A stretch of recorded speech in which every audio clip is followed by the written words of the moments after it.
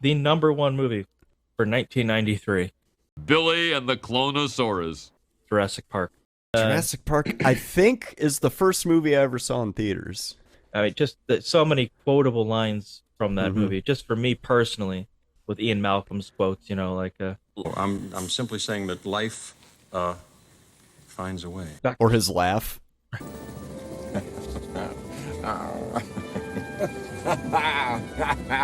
Yeah. I love the remix. Oh, that's so version of great. that. Oh yeah. I think what was that? Was that Jeff Goldblum's like first role that like cemented him as Jeff Goldblum? Like from there on out, he was just always he was just like himself, that caricature. just like that caricature, that maybe eccentric kind of I think weirdo that we all love. Yeah, absolutely. Right. I'd say you're probably right on that. I mean, prior to that, I can only think of like The Fly, but I mean that was a hit, but it wasn't a hit to the scale of Jurassic Park. For sure. But also he was like a very serious guy in The Fly. Right, yeah, he wasn't his goofy self. Well, yeah, and even his goofy self, people are like, is that just him or is that him being a fly? I think he's changed it to a fly and he's never gone back. That's what it is. The role, method acting, really. Right, it's really taken over, and he's always been the fly. Jeez. So Jurassic Park, the what is John Hammond guy, endlessly quotable. We have a T-Rex. I'll show you. Who's hungry? We spared no expense. I really hate that man.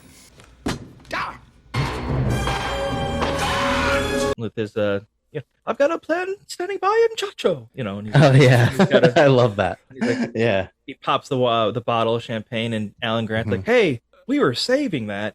He's like, "For a day like today, I guarantee it." Like, calm down, dude.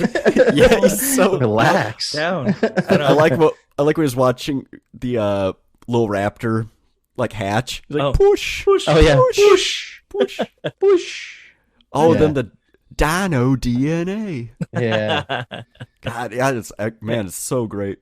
You didn't say the magic. Oh yeah. Oh, and Samuel L. Jackson. Hold on to your butts. Hold on to your butts. And Wayne Knight.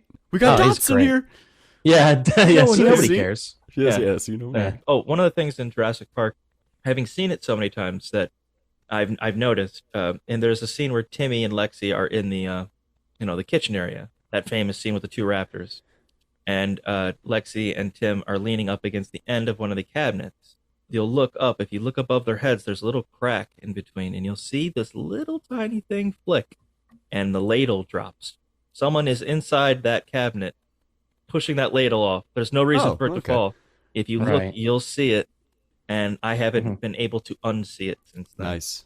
I like how the movie starts. Like the opening credits, it's just like quiet jungle noises. Yeah. You know, it's not like this big, like the main theme or anything playing. It's fantastic John Williams score. And then, yeah. Right. And the score comes in right when it needs to, and it's just awesome.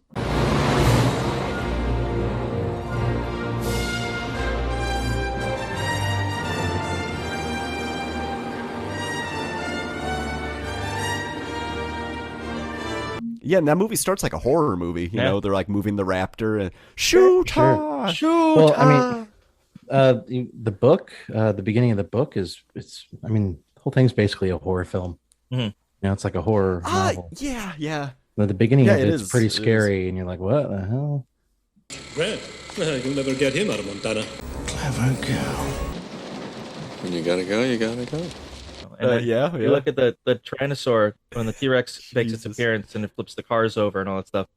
Like, the Tyrannosaur comes from his park, flat ground or whatever it is, or maybe hills, but it's ground, and then on the other side is more jungle. But when the Tyrannosaur flips the car around and Lexi and Dr. Alan Grant are hanging on that rope on the side, all of a sudden there's a giant chasm dropping, and there's a way out. And Steven Spielberg himself even knows that it's not consistent. He knows it, but he doesn't care. And needed to, move the story forward in some way. Neither do any of us, really. It's just... Now these are things after watching it so many times I notice. Right. It hasn't stopped me from going back and watching it again. Another thing, Ian Malcolm's like monologue in the conference room. Yeah, but your scientists were so preoccupied with whether or not they could, they didn't stop to think if they should. Well, what's so great about discovery? It's a violent, penetrative act that scars what it explores, what you call discovery. I call the rape of the natural world. You say, Dr. Hammond, I think we're back in business. And then the Velociraptor comes up behind her. However, I watched the most recent Jurassic Park, and what a pile of shit that is. Holy fuck. Yeah, Don't watch that movie. What? What are you thinking? But yeah, but the first one is just a classic.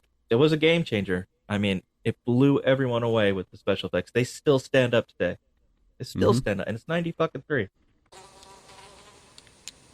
That is one big pile of shit.